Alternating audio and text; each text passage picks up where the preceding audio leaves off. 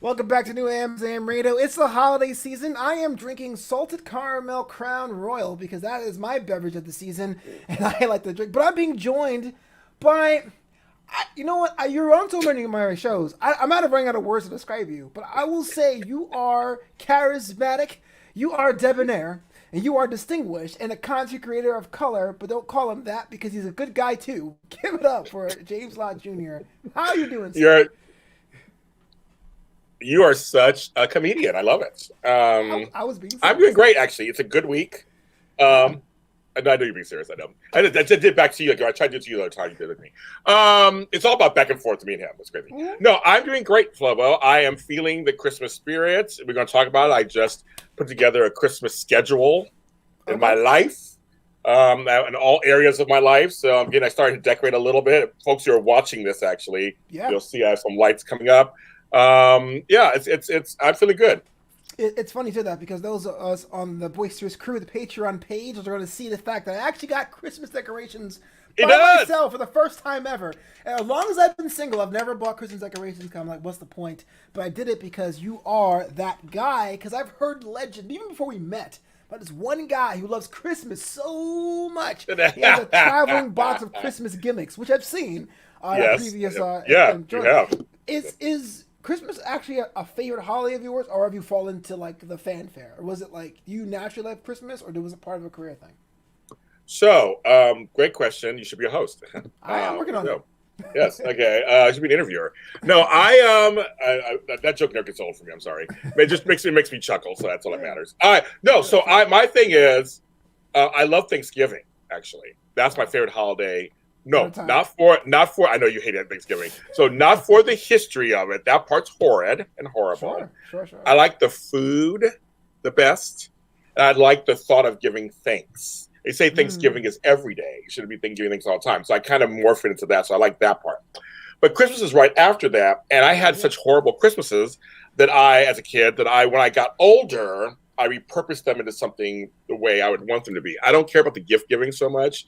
Yeah. I like the feeling behind it. I like the intention behind it. I like the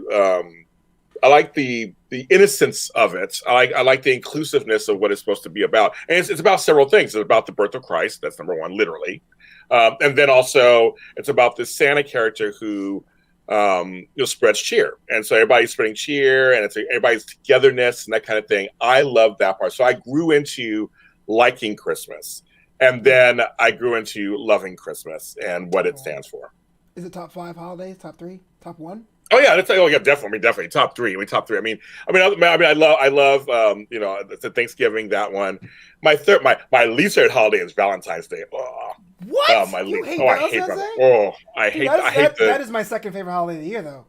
really. Yeah, I used to be number one. When I was single, it was number one, and then I had a girlfriend, and it became too much pressure every year, so it kind of slipped down. But it's definitely top two. Yeah, it's a holiday about love, and for most of the country, it's in the dead of winter. So after Christmas, there's nothing until St. Patty's Day, That's so and funny. you get all this unique candy. It's like a candy holiday. How can you? It's like winter Halloween. Why would you hate Valentine's Day? Nah, I like the trifecta. I like the Halloween, Thanksgiving, Christmas. Give me all that. I'm good to Wow. go. When it close, I kind of like Memorial Day. I hate Fourth of July, and I hate Valentine's Day. Valentine's Day has turned to something. Whether you're in a relationship or not, you're screwed. It's like there's so much pressure in your relationship, and then when you're not in one, you make you feel bad. And so you're made to feel like, no, you can do a friend's Valentine's Day, you can do a Palentine's and a Galentine's. I'm all screw all that. You don't got nobody. You're by yourself. You need to feel bad. That's what I don't like about Valentine's Day. I've always hated it. And when I was in a relationship, I hated it also because it's like there's something big and make sure you be romantic. I'm a person who's romantic every day in some form. I'm a person who thinks of little things along the way. And I you're a don't catch. like one day. Yeah, you're a What? catch. You're a catch. I am a You can catch. be Somebody you can be romantic every day. That's like God mode. That's hard. It's a Well, problem. no, well, see, no, actually, see, to me, it isn't hard because there are things. If you like somebody, you Mhm. want to do something nice for them. There are things. I know this is not a relationship show, No, but I just want to please. say, Yeah. I'll be like some of your other guests on your other show. We're talking crazy. I won't say that little shade. No, but I just feel like there's little things that I do for people that I'm in a relationship with. Like it could be folding their laundry for Yeah. them. It could be saying, "Here, I got you a Starbucks." Here, Sure. I got you. You know, I do little things like that almost every day, just about to show you that I care. I'm a very affectionate person. So, I mean, I feel like that's what I do every day. This one day. I also am a random person. I like doing things on random days where everybody else Okay. doesn't. Yeah. So, like, I didn't have a big 40th. I had a big 39th. You know, so just Really? I do weird stuff like that. Yeah, and I Yeah. like doing things kind of off. It's not even a prime number. Why would you pick 39? I had a big 45th. Okay. Had a Yeah, huge fair. 45th birthday, a huge 45th birthday. But I didn't do anything for my 50th. I was alone on my 50th. So I So do. So I'm 52. weird that way anyway. Okay. So 52. I get well. If we're out of quarantine, we're out of rate. That's in May. We'll see what It's an happens. alternate timeline, My man. birthday sucked this year. Well, I mean, yeah. I mean, it wasn't the greatest, but it's an alternate timeline. Quarantine's gonna be here forever. But it's funny you Yeah, mention I that guess so. because like the reason why I don't like Thanksgiving is the reason why some people or most people don't like Valentine's Day. It's like you can love every day. You can be thankful every day. But you're right. You can have all the Christmas spirit all you want, but whether or not you believe in the pagan holiday or in the birth of Jesus Christ, it's kind of firm. And so it comes at you. You could be as abstract as you want with harmony, togetherness, and family, or you could be as commercial as you want. How do you celebrate Christmas? Like now? Well, because I have kids and grandkids, so that changes everything. Aw. So most of I know I'm little rugrats. Most of the time, I go see them. I know they know how their grandpa is. They know Papa Jamie. Are you the surly grandpa? Are you the grumpy grandpa? No, I'm the fun one. I'm the one Oh, they want to great. be around. Because all the other grandparents, okay, except for one, I want to say Miss Patty, I love her. So one of my kids' father's mothers, she's the bomb. We're the fun ones because we're loud, we're brassy, we say where we feel, and they love the kids, love it. I get in trouble all the time. I get in trouble. My daughter, I'm in trouble with her all the time. Daddy, don't say that. Papa Jamie, don't say it. Papa Jamie, watch your mouth. I mean, I get in trouble all the time. I don't care. Yeah. She should know me by now. So my family, we're saying on another show that I do, Generations of Shade. I mean, we're all shady in my family. From my grandmother to my aunt to my mother to me to the kids to the grandkids. The dog is shady. We're all shady. So so I always have fun with them because my daughter is a great gift giver. She gives the best gifts. Like she's really good. That's my job. Yeah, it's good. That's good. I mean, my mother's the same way. They both get my nerves every year, but they both are such great gift givers. That's why I'm like, so it's worth it. I'm like, I go, they give me drinks. I have my grandkids. I get great gifts. I go back home. I love it every year. So that's what I used to do. This year will be different because of COVID. I won't be seeing them this year. Right. I guess video calls and all that. I guess. I mean, I think I haven't even thought that far ahead, but it's coming up like in a snow's moment. I've just been so busy. I haven't even thought. I just told her. I said, well, I think I won't be there this year because of COVID and everything. So I'll probably be at home. I don't have any desire to be anywhere else. I don't talk to half my family because I don't really like them. Right. So I'm just like, I mean, I'll probably see my mom, my stepdad. I may stop by and say hi to them. Maybe see my sister, who's 2 blocks away. That's it. I don't have the need to be around family like that. So I'm kind of in the same boat. Like my family lives in New York, and I told them in 2012 I'm not coming back in the winter time forever. So I don't blame you. It's been like a long time since I've been there for the holidays. But for some reason, when I usually go home is around because I'm Caribbean, and so there's a Labor Day parade where it's around Labor Day, obviously. I hadn't gone this year. I didn't gone this summer because of COVID, and so the one thing I'm planning on doing, probably a surprise to my mom, is probably FaceTime while she watches Hallmark movies because she loves Hallmark movies. My mom too. And she'll come with me with things that I don't even necessarily care about. She goes, "Do you know there's a Hallmark channel and a Hallmark mysteries channel?" I'm like, I don't care. And there's like there's some crossover between them, and it's like I have no idea. So, but it's funny how in situations with distance that content, dare I say, brings us together. Whether it's the short videos or short forms or. So it's funny you mentioned Caribbean. I'm Caribbean too. So, but we in Puerto Rico we celebrate Three Kings Day, Epiphany, which is after Christmas. I mean, so it's like it's in January. Sorry to cut you off there. No, please. Because my ex-girlfriend, well, she is Puerto Rican. She wasn't. She was my girlfriend. She is Puerto Rican. She was Puerto Rican. Yeah, she was. She changed it. When I said Epiphany, it was like, what's that? But Three Kings Day was more understood. Is that the way it is in Puerto Rico? Three Kings. But I know both. Yeah, because also I come from Creole culture, also from the South, and they celebrate Louisiana. They celebrate very Catholic. They celebrate a lot of stuff. So I know both. But that's all celebrated in early January. So I used to go to New York all the time after Christmas. I would leave my grandkids and grandkids, go to New York, and then stay, or go to Puerto Rico and stay through mid-January. That's what I used to do. Right. And I used to was. I used to do that. And now it's all right. And I would celebrate all that and then come home. And because sorry, folks, I didn't celebrate Kwanzaa. I'm sorry. I don't even know about. I mean, I'm black. I don't know about Kwanzaa. See, you can't say that, but it's true. I'm saying, I don't care. I'm saying, I don't know. Well, I know nothing about it. I mean, I know a little bit about it, but I never celebrated it. This is where like the ethnic divides between Caribbean black and American black. Because my family came here in the 70s in the country, and there was kind of like a friction between the American blacks and the Caribbean blacks, right? And so Kwanzaa was one of those things that like you will see of every 10 African Americans, there will be like 3 or 4 that were into Kwanzaa, but like 0 Caribbean people because it's like they were so strict. It was anything was an affront to Jesus. So imagine coming home and tell my parents this thing called Kwanzaa, and they're like, "The hell is?" They had no idea what it was, and my parents are technically older than Kwanzaa, so they totally wrote it off until I went to like a Kwanzaa party, and they're like, "Brother, you need to know this. This is your culture." And I'm like, "Is it? I had no idea." You know. No, from what I do know of, I mean, I'm being funny, but what I do know of it, I didn't celebrate. Nobody in my family celebrated. We didn't celebrate it. So what I found, because on my father's side, they're from Louisiana, so very Catholic. So everything was done very traditionally Catholic, and very traditionally Louisiana. Like that's very people from Louisiana. That's very Louisiana. Yeah. People from Texas are very Texas. Like Louisiana is its own thing. So like for Christmas, I had gumbo for Christmas every year. That was our big dish. We would have ham Christmas Eve. Always, and shrimp etouffee and shrimp creole and all these things dishes at night. The next day we'd have a turkey and we'd have gumbo. Like those are the 2 main dishes and all the fixings. That was so my friends were like, "What's gumbo? Seafood?" Like I grew up with the whole Southern. We from Louisiana, they know what I'm talking about. But it was very strict. It was very strict. We went to midnight mass. There's a whole thing about that. So Kwanzaa was not in my purview. It's just kind of funny because I learn about it as an adult more so. Yeah. I know there's different tenets, and I know the day means something, but I don't want to pretend like I know anything. I don't know. I didn't do it. So, like, I mean, your mix is impressive. So you're part Puerto Rican, St. Eustatius, everything. I believe, Creole. St. Eustatius, yep. Yeah, West India. And you're like a one-man. And Creole, Dutch. You know, so I saw we're seeing now the Dutch culture. Yeah, it's even crazier because we have St. Nicholas. Right, Nick Claus. But we have the tar babies. Yes, I thought you would go for it. And it's like, so I grew up going to I'm like, it's kind of racist, these little helpers that help St. Nicholas. And they said, no, it's tradition. It can't be racist. It's tradition. Exactly. And the Dutch have very dry humor. And, you know, even though the Dutch did take over half the world, but whatever the Spanish and the English didn't do, they did. Right. Like South Africa and all that, the Afrikaners. So they probably owned my people back in the day at some point. One side on the other. Most likely, yeah. I had to grow up with that. Those images, and what that is. Plus, I grew up Catholic, so I grew up with that stuff.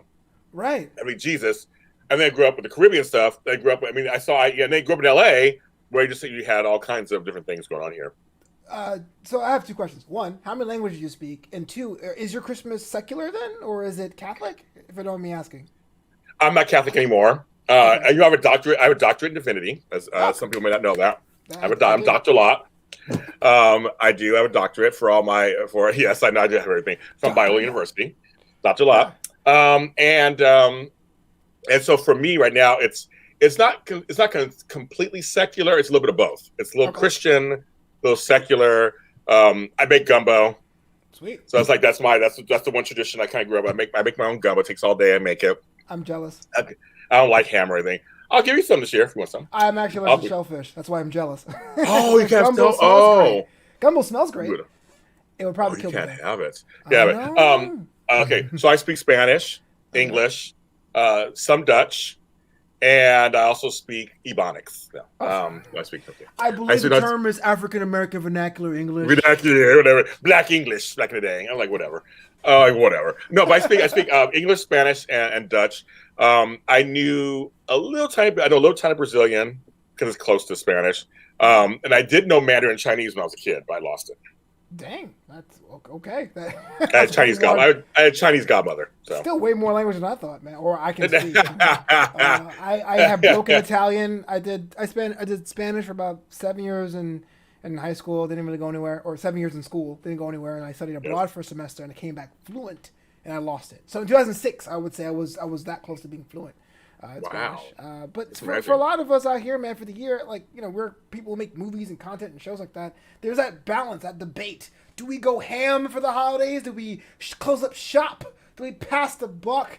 And I was dealing with this myself. Like, what do I do for my content play? But one day, this past week, I came across your page on social media, JLJ Media, and this man has something going on every day for weeks. Now, a lot to unpack here. We can go through all the shows. We got all the time in the world. But tell me about the conscious decision to make holiday content within your network while the moving parts of your normal content is happening at the same time. I last year, and you know this because you were there at West TV, they started a 24/7 Christmas channel. It's now dead. No, I like the idea. I'm just shady. I like the idea of the concept of 24-hour Christmas. Nowadays, people want happy content. There's a radio station around the country, K-Love, which plays positive music. Okay. It's a Christian station. They don't say Christian. It's a positive station. Right. It's very popular right now. It's 100.3 in LA. It's really popular right now. The songs are good. They're all positive. They're all fun songs. Some say Jesus in them. Some don't. But people are looking for salvation, as we used to say, just outside of their lives, just in their regular lives. They need something to get away. It makes them feel good. So Hallmark Channel was the first to do this. And then after West TV tried to do it a little bit. And I said, this year I was like, what if I created my own little mini Hallmark Channel, but the JLJ Media way? Yeah. And I looked at all of my shows. I'm going to tell you exactly step by step what I did. I looked at all of my shows and I said, okay, my list is always back over there. But I had all my shows and I said, okay, which of these shows could I do a Christmas episode on? That was his first thought. Okay. Like, which show would lend itself? And I was like, well, Bold and Beautiful Rewind is where I take old storylines and talk about them. They had Christmas episodes. Boom, that's one. GH Dirty Deeds. They had some storylines that happened during Christmas that were bad. Right. Boom. Then I was like, so seriously, I start going through all of them and I go, I have that. I don't normally watch that, so I can make something Christmas out of that. And then it's like, then I started, getting into the whole scripted. I'll get to that in a second. Mm-hmm. But it really just start out with, what are my current shows can I make Christmassy? My Darth Vader is Your Father podcast, I would talk about when Star Wars went Christmas. Okay. And they have and ironically, they have a new movie coming out on Disney Plus in 4 days, the Lego Star Wars Christmas movie. And it looks hilarious. Yeah, so I have to. So so I'm saying, so like it worked out. So like I started doing that, and so I got a piece of paper and started writing down like my shows, what can I make out of them. And I said, okay, this is going to start at the end of November after Thanksgiving. I have a book coming out, which is a whole nother story. Okay. And I was like, okay, I want to have that lead off. The Christmas book comes out first, then we lead into the shows, then we lead, and so I started building from that. I started thinking, okay, I talked to my co-hosts and some of the hosts of those shows. Said, do you want to do a Christmas thing? And one person said, yeah, I'll do a Christmas show. And I said, I'll do something Christmas. So it kind of built from there, and then I had a scripted series, and then became the schedule. So. Right. Something is going on every day. But literally, it's like piece by piece. A piece by piece. Yes. Brick just about. by brick. Let's just talk about that book. Is it a holiday book as well? So last year, I wrote a holiday mystery called A Winter's Night. And it ended on a cliffhanger. And so I said, so my thought was every Christmas, I'll release a new book. Yeah. Folks are pissed, of course. They're like, every another year. I'm like, wait another year. Fine. So I wrote it, and so it's based on my experiences of Christmas in Pittsburgh, where I used to live, and the snowstorms. And I made this three siblings stuck in a house. They can't get out. What's going to happen? So they literally go downstairs in the basement, and we're like, and the girl goes, "Oh my God!" That's how it ends, basically. So I wrote the sequel, and so that'll be out on Black Friday. You'll find out what happens next. Or is it the next chapter? And it's you have to read the book and find out what it is. Okay, and so this is your first Christmas themed series, or are there other things on the horizon? My first in terms of books, yeah. I did a Halloween series that now folks are getting mad at me. They want me to write a sequel to. It's called They Call Her Pumpkin. This is my first one I did this Christmas, and this Halloween. And I didn't really end it on a cliffhanger, but I guess it read like a cliffhanger. Well, if your world's rich So enough, several people, right, and so folks actually said to me, "Well, what happens next?" And I'm like, "Nothing." It's just it was very Twilight Zone-esque, the book that I wrote. Okay. So I was like, "Well, that's it." They go, "Well, what happens?" So now I'm writing the sequel. So these books are like novels, novellas, like or short stories? No, Or what? they're all okay. So it's part of this really short story project. This Okay. project I started 5 years ago. So they're all short story books. So they're all 30 pages or less. All my books 30 pages or less. So it's snackable content you can read on theoretically a commute. We don't really commute anymore, but Yeah, not anymore. Yeah, I know. If I were to back in the day when we used to have those, yes, right, right. I say put it in your purse, put it in your bag, backpack. It's for like when you go fly somewhere. I say lay by the pool, but that's not happening either right now. But yeah, they're just really quick content that people. It's been very successful for me, so I'm very very happy. Just before we get to the nitty gritty of your schedule, because you do everything, but you do TV shows and books, and you moderate panels, and you facilitate other brands underneath the JLJ Media umbrella. What does that and music? And music. I'm sorry, I forgot. Music is such a big part of that. Yes, hello. But which I am a part of too. I know. What does the mix look like? Like, is it 20% books, 10%? From the outside, it looks like it's like 70% digital media, and the rest are ancillary. But is it different for you and your end, or is it the same? Or good question. Wow. Perception for me. That's a good question because I'm working on everything all the time. Mm-hmm. So I don't know. That's a good question because my like right now, if you could see my screen, I'm writing one of my audio series, Santa Claus series. I'm writing the next chapter, so the next script. So that's on my screen right now. Below it, it says Mistletoe Road, Episode 5 song. I just sent the lyrics in, which Flo was part of it, to my producer. So that's below it also. So I have a music thing up, an audio series thing up on my screen up there too. In one of my folders, there is the book I'm writing. So there's a book there too. So I'm that's a really good question. I don't know what it looks like to me. It looks like I do everything. So I just feel like it's all part of one big gumbo, as you will, of stuff. Blah, blah, blah. But I don't know. I think the nuts and bolts, it's 70. Oh no, I can't even say that. Well, here's what's so weird. Okay. I have Googled my name, and other folks have Googled my name. Okay.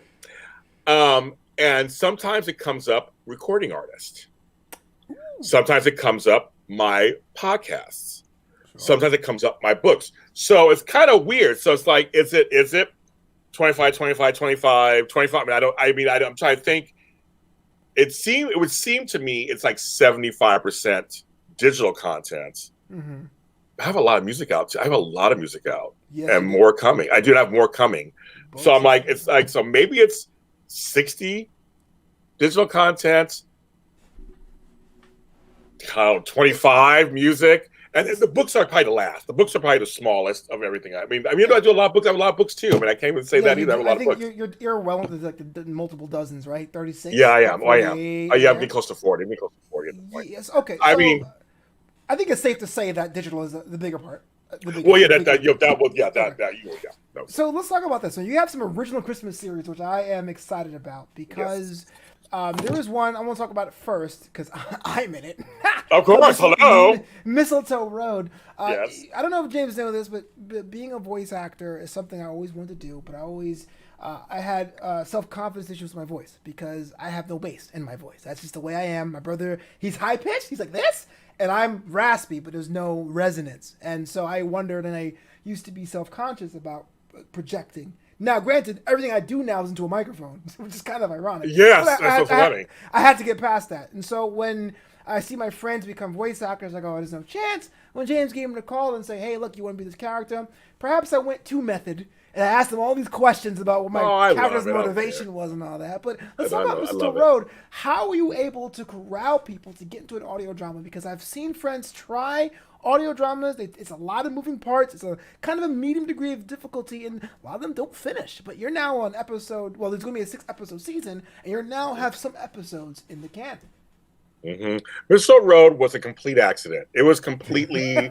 I was like, I was writing. Okay, so I have 2 series I was writing for, Fairview Heights and Manchester Avenue. Those are my 2 regular non-Christmas audio series, and the fans.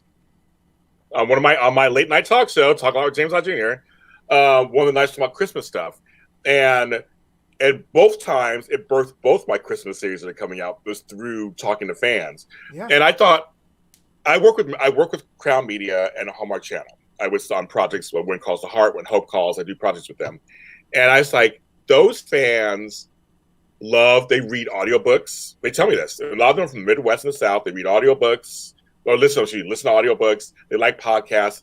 I was like, and we have this big soap called Forever and a Day on JLJ Media. That was our first audio soap opera. It did very well first season.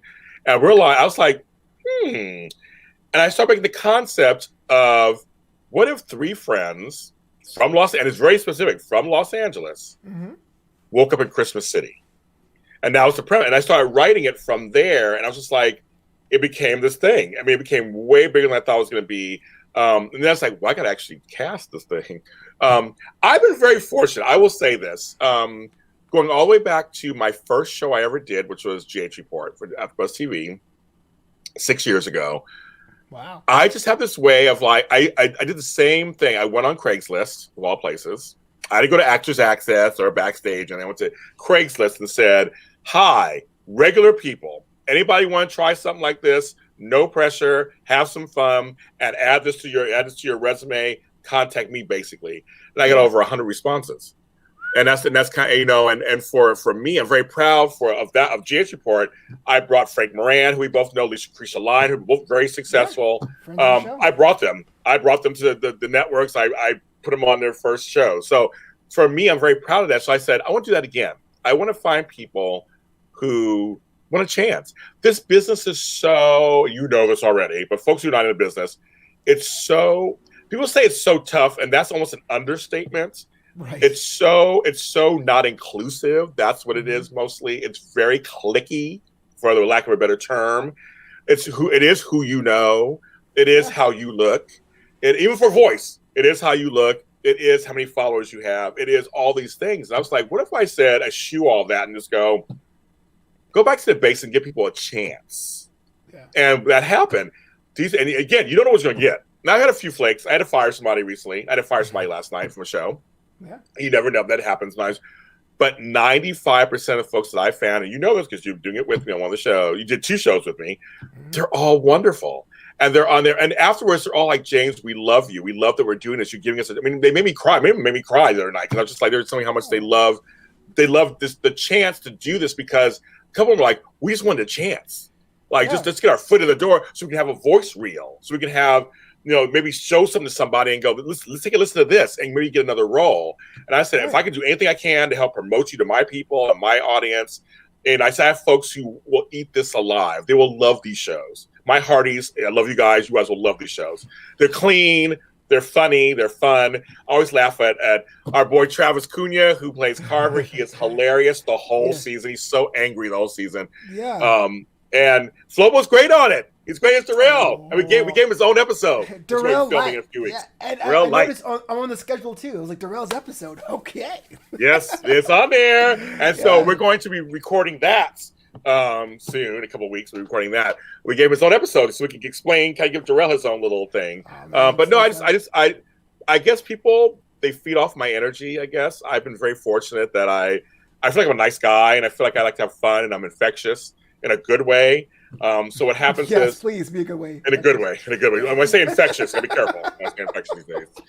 Infectious. And several of the guys from my Claus, the series we'll talk about this, I'm sure, in a second, they said to me, it feels like this little family. We've bonded. And on Mistletoe Road, Travis said to me the other day, he goes, feel like this is my little family, my little Christmas family. And I was like, I love this. I have fun with you guys, and we're all connecting, and that's what it's all about, connection. Yeah, sure. Before we get to Claus, do you have like a writing period during a day with your collaborators, or it's kind of like when inspiration strikes, you write? When inspiration strikes. Okay. We're always doing, my friend Jerry Waggett, we have some books we're writing together, and we've written together. They haven't come out yet. We're working on right now. He'll send me things in the middle of the night. All of a sudden, he's like, James, you inspired me. And all of a sudden, an email, I'll get like 5 emails. And it's like all these short stories he'll tell me. And I compile them and I put them in together and I make them pretty. I put them all in the book. And so it's whenever we feel like it. My other writer, LaMonica and Andrew, say we're writing this Christian drama, Decisions. Oh, nice. And it's just like, and I already got people who want to do it. I have folks who are like, I want to do that. We're Christian. We want to do it. I'm like, okay, it's kind of crazy. We've written 4 episodes already of that one. And so I'm writing this Christian. I'm using my doctorate in divinity to write this book, actually, because I'm doing scripture, and it's like really apocalyptic. And well, what is education if you can't influence, inspire others, right, James? I mean, there you go, kids.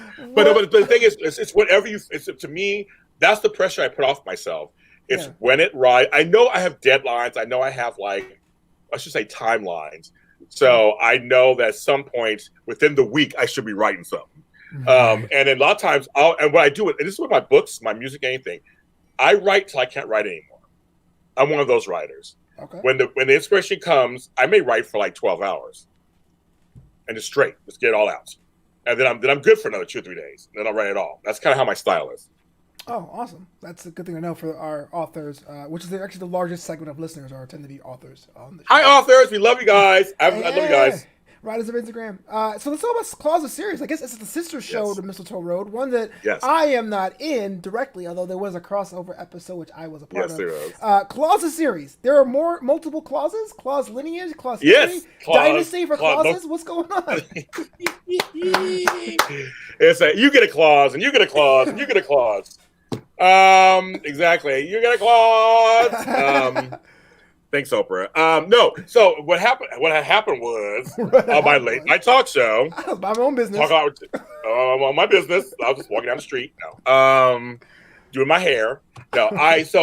People start talking about new shows for me. But everybody always, if you come on my show, talk a lot with James. They're always pitching shows because they know I do so much stuff. It's always a joke, kind of. You just do plant life with James, like you did. So anyway, one night we had this big discussion for an hour. The show lasts an hour because Instagram cuts you off an hour, which I don't like that at all. It should go on as long as you want. Oh, you've never done an hour on Instagram Live? I've never done Instagram. I'm like, I can do this. I can sit a video chat with you and talk all day, but having a phone, be like, so this is my live. I how funny. Because I'm interesting. No. Actually, half time I'm sleepy. No, so here's the thing. I'm gonna do it now just to spite you, but you should. I'll tune in. I will tune in and heckle you. I'll do that. I'm going to heckle you. Sure, why not? No, so but they were saying, what if Santa Claus had a family, and what if his son was pissed? That's how it started. And so folks were like making a horror series, and like Santa Claus kills people. I'm like, I'm not doing all that. I'm not going to desecrate Santa Claus. But out of all of that, I decided, how can we make Santa Claus like relatable? Give him a family where he has a son and a grandson. The son hates him because he felt cheated out growing up every year because his attention was to all the kids of the world. Makes sense. But then his grandson loves his grandfather and wants to follow in his grandfather's footsteps, which kind of bothers his son. Yeah. And will the grandson bring the son and father back together? That's the journey. And there's another through line. This is through casting. This is all because of casting. The grandson's black. So I'm like, because I found the perfect Santa guy. His name is Dave Moxley. Looks nothing like Santa, and when he put that voice on, I ruin all these takes every time we record because I'm always loud, like, "Oh my God, you're like Santa!" He's like, "James, you just." I'm like, "I'm sorry. I'm directing the episode. I'm sorry." He's so good. But the grandson came, Robert Waite. He is so good as Carl Claus. I was like, okay, so now we made Santa Claus Junior, which I looked up, folks. There is no domain on that. Great. And the spelling is different. So we made him marry a black woman. Okay. So, and then they have a kid. So there's going to be a whole through line of him being a black Santa, but not a caricature. Now, how he has the regular tenets of Santa, but he happens to be black, and that's what he's trying to show. So there's a whole other side story on that. Yeah. The women are very strong. They're not just baking cookies with the elves. They're like very strong. Santa has a brand. The main character, Jenny, played by Tammy Gouveia, is the assistant. Tammy. I love Tammy. Tammy's the bomb. And so we had to replace an actress, so we hired her. And actually, she was suggested by the cast. They said, you should ask Tammy to do it. The guy said great. that. Ah, so she plays Jenny. So she plays Jenny, who actually is going to help the Santas and their brand and bring them together. Plus, there are 2 more Santas, not done. There's the 3 generations. Then we took liberties, dramatic license. There are the Kris Kringles twins. So we decided that Santa has a brother named Kris Kringle, and he had twin boys, Kris Kringle Jr., KJ, which you met on the crossover show, and Christopher Kringle.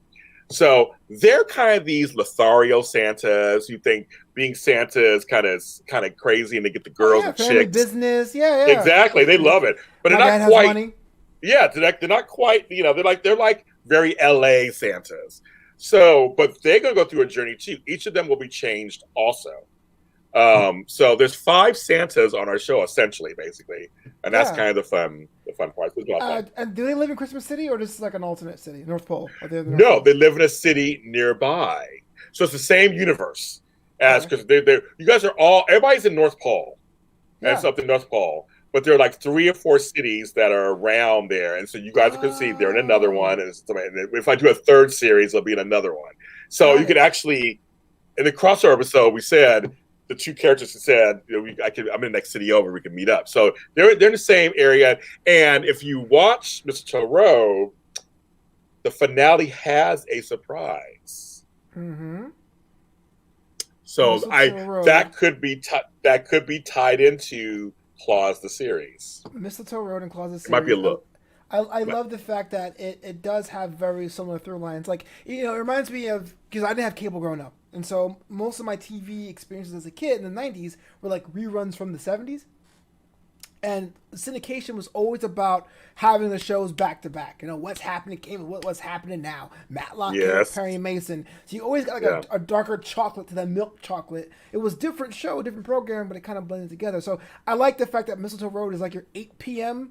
comedy show, and Claus series is like your 9:30 comedy show, and they were kind of like together but separate, which is pretty cool. Yes, well, I also thank you, but I also want to mention that Claus the series actually, the main series will be in June. So James Lott Jr. is doing Christmas in June on JLJ Media. We're following Hallmark Channel, so it's going to be. So what's going to happen?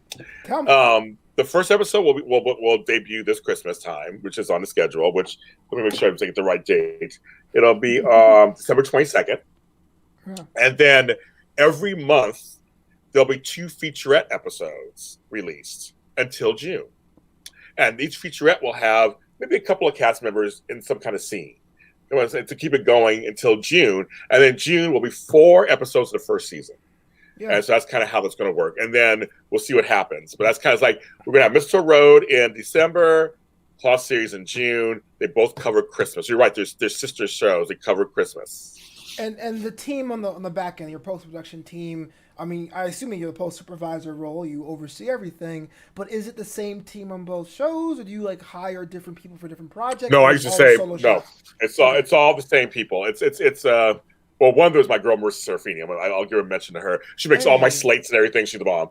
I gotta get her on my show, man. I keep saying that. I gotta make it happen. You need to. She's the bomb. Marissa's great. She has a lot of knowledge. Trust me. Yeah. And she has a big fan base too. So I have. I use the same people. They all know me. They know what I want. They know what I like. They know how I am. Yeah. I mean that in all ways. They know how I am, and so I trust them. They work as hard as I do. That's the point.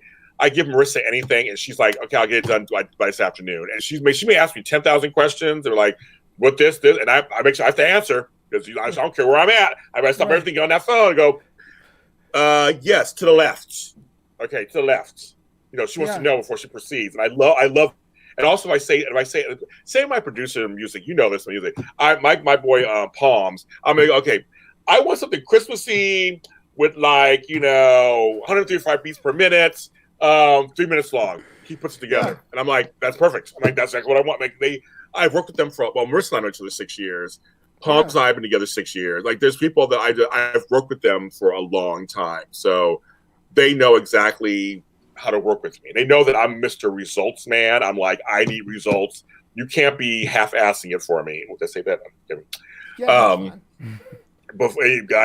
I'd be like, don't half-ass it. No.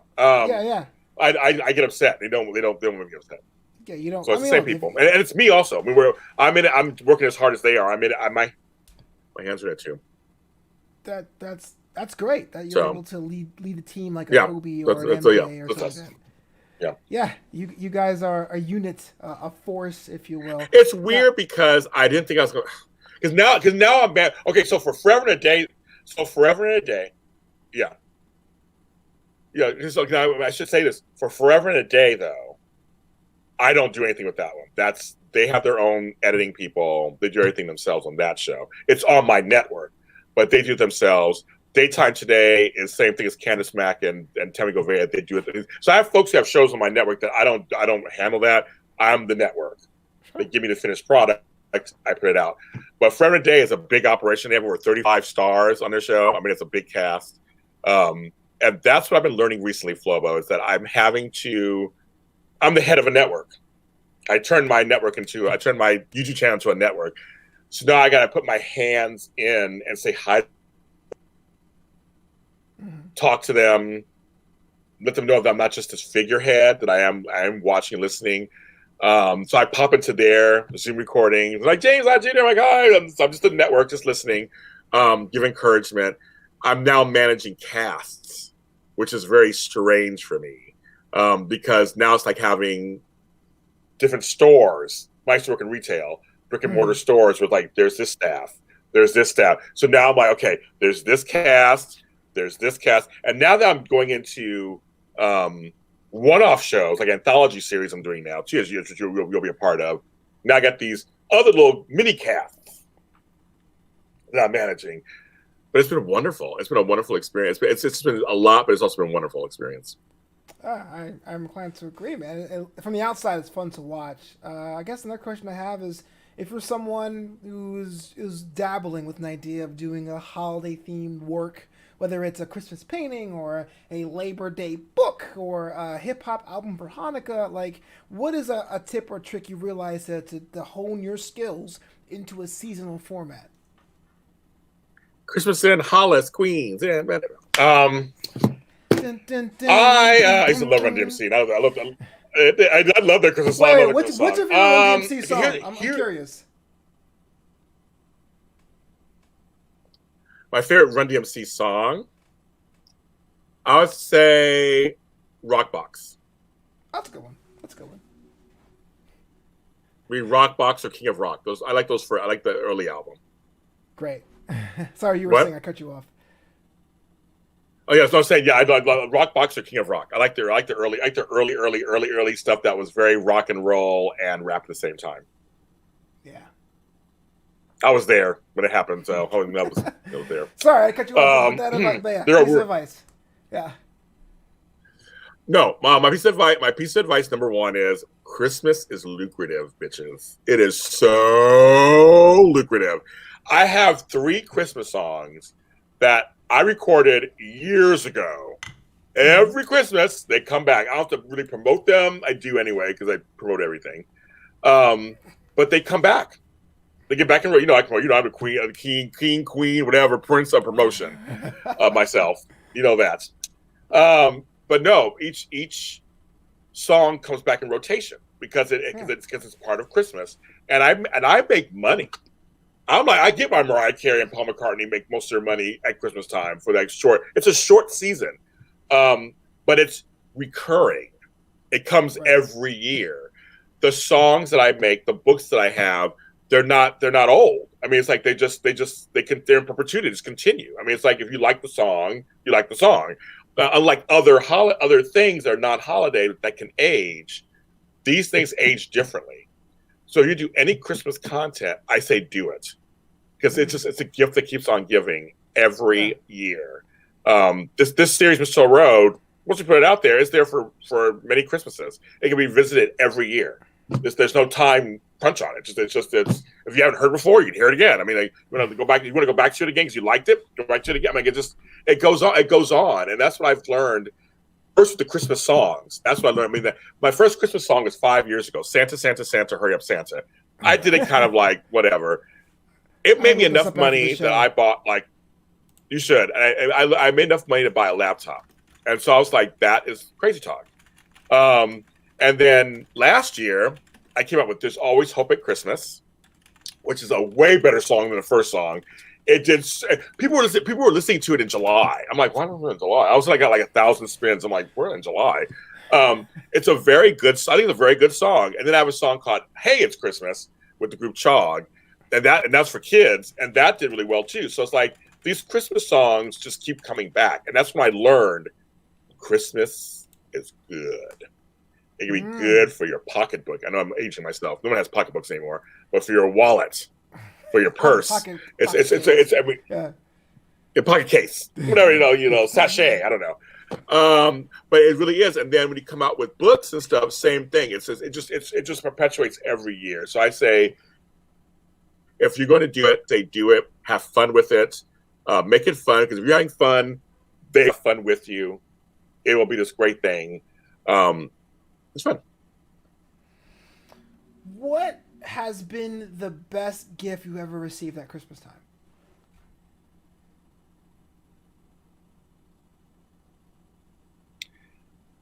The best gift at Christmas time.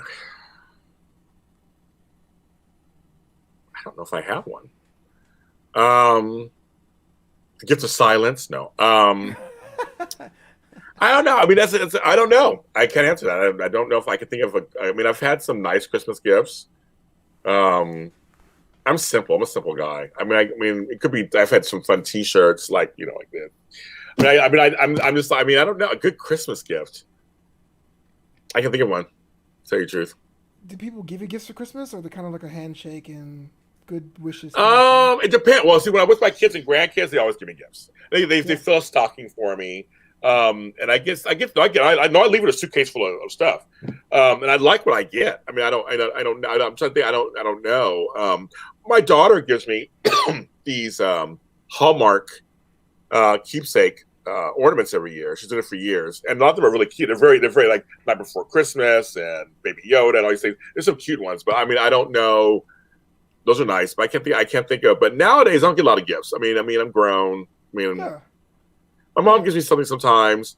My sister gives me something sometimes. I get a lot of cards, which I like. I like cards. I get a lot of cards. Oh, I didn't know that. Good to know. I do. I like cards. I'm a big card. I have cards for people on my desk and stuff. I mean, I'm a big card freak. I like cards. So my final question today is that you have this roll out over the next or over a couple of weeks for your Christmas slate. Almost a month. Almost a month. Like, is everything locked and loaded? I mean, is it like nerve wracking? Like, explain this. You have this seasonal thing going on for a long period of time. Like, what's going through your mind? I think it's the first time JLJ Media is doing this as a network head. How you feel? I feel fine. I don't have. I mean, this is regular life for me. I'm always busy. I mean, I always have 10,000 things going on. So for me, I don't even stress out. I mean, I know it's hard for people to believe. They ask me, like, you seem so calm. I am. I don't stress out. This is fun. This stuff is fun for me. This is a fun thing to do. And so it's part of my life. I don't even like, so in terms of, look at my shows right now. So Mistletoe Road, the first 3 episodes are edited and done and uploaded. So I'm good to go. So I feel good. November 30th, it comes out. We're good to go for these 3 episodes. Yes. We just recorded a couple episodes. I'll be doing those, and we're working on that. A couple of these shows will be very simple because they're literally interviews driven. So I actually just booked the interviews for like 3 of the shows. So I mean, once I do the interviews, they're up and they're done. I don't know, just part of my life. I'm not even worried. I'm just like, they'll be done. They're gonna all be done. This is what I do every day. This is my life. I mean, I have a very scheduled life. I have my day planner. I have all my stuff. I mean, I have everything in order. I took a week off of work, and one of those days, I organized everything. So I have a table over here you can't see. I have a table back here. Everything is laid out, and I can just grab it. And one day, as you know, I was sending out emails one day. That's what I did, was send out emails. I scheduled everything. And so for me, my thought was, everybody else can be like confused or whatever. I can't be. So if someone says to me, what are we doing? All I got to do is go through my email and go, here's we send that email. Here it is. And then you're good to go. I can answer any question you ask me without having to go, well, I don't know what's going on. No, it's all organized. So I can't, that's the lesson. I have to be organized and in control of it. but also let go of control. And if something doesn't happen, doesn't happen. If something falls apart, it falls apart. It's just all for fun. This is not, I am making money off of this stuff. I mean, don't get me wrong. I'm making money off some of these things. But I mean, I'm just like, I'm not going to stress myself out to death over Christmas content because Christmas is fun. That's pretty, how do you say, astute, I guess? Yes. Yes. James Lott, always a pleasure being on the show, man, because you just drop the knowledge, and you don't even know how much knowledge you're dropping. Let me know where I can get you. We're all James Lott Junior Soul, my friend. How can I follow you? That's right. We're all James Lott Junior Soul at James Lott Jr. on all the social media platforms, folks. And I'm talking everywhere from TikTok to Twitter to Instagram, Facebook, all the streaming services. JLJ Media is everywhere from CastBox to Deezer to Spotify, iHeartRadio, Apple, Google. All of those, like, subscribe. The YouTube channel is JLJ Media. Go ahead and like that too. SoundCloud is JLJ Media. No, it's James Lott Jr. Sorry, James Lott Jr. Where I have all my music. I have a new album coming out called Vex, the movie soundtrack, that I wrote and co-wrote all the songs. Various artists are on there with me. A movie that I scored. Very excited. That's coming out Black Friday. So check that. So SoundCloud, right there. Trying to think anywhere else. I think that's everywhere I'm at. I mean, I'm just type in James Lott Jr. Google James Lott Jr. You'll find me everywhere. And Amazon books, James Lott Jr. Short story projects. Don't know how you do it. I will come at you in the new year and come on back because I want to see how the fallout was for all this programming. Anytime. So much stuff. Anytime, Flobo. I'm a big fan of yours. Big fan of yours. And when I get that Peabody Award, I'm gonna thank you first. I'm gonna be like, this award is for my mama, and then James Lott Jr. and everybody else can take their line and wait. Yeah. I love it.